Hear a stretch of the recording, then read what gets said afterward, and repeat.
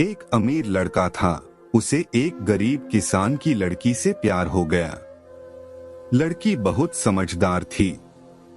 एक दिन जब लड़के ने लड़की से कहा कि वह उससे प्यार करता है और उससे शादी करना चाहता है, लड़की ने कुछ सोचने के बाद लड़के से शादी करने से इनकार कर दिया, क्योंकि उसका गरीब परिवार से रिश्ता था।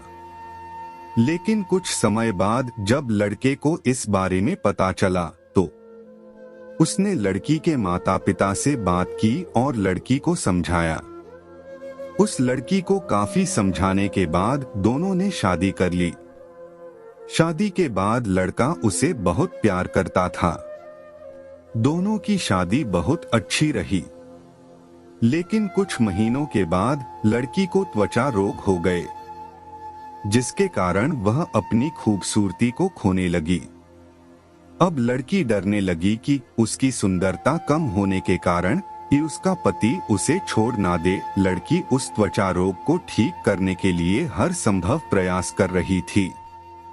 समय बीत रहा था और लड़की की सुंदरता धीरे धीरे लुढ़क रही थी। एक दिन लड़का एक शहर से दूसरे शहर गया।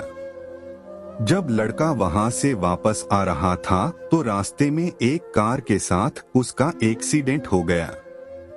उस दुर्घटना के दौरान लड़के की आंखें चली गईं। इस दुर्घटना के कुछ समय बाद उनका जीवन फिर से सामान्य और खुशहाल होने लगा। चर्म रोगों के कारण वह लड़की दिन प्रतिदिन कमजोर और बदसूरत होती गई।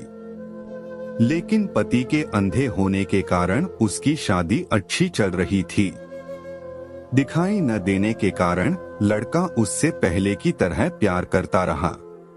कुछ साल बाद बीमारी के कारण लड़की की मौत हो गई। पत्नी की मृत्यु के बाद लड़का घर में दुखी हो गया और वह शहर छोड़ने वाला था।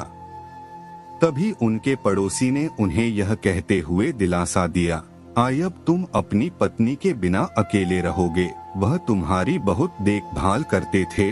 अब तुम्हारा जीवन अंधेरे में कैसे बीतेगा। तब लड़के ने अपने पड़ोसी की ओर देखा और गहरी सांस लेते हुए कहा कि मैं कभी अंधा नहीं था, लेकिन मैं अंधा होने का नाटक करता रहा, यह सोचकर कि मेरी पत्नी अपनी बीमारी और कुरूपता के कारण ऐसा महसूस नहीं करेगी कि मैं उससे प्यार नहीं करता। इसीलिए मैं बिना कुछ कहे अपनी पत्नी की खुशी के लिए इतने समय तक अंधा बना रहा। यह सुनकर पड़ोसी की आंखों से आंसू निकल आए और लड़का वहां से उठकर चला गया। ये वक्त गुजर रहा है, कुछ पल तुम भी चुरा लो। कब तक अकेले रहोगे मेरी मानो, तो तुम भी किसी से दिल लगा लो।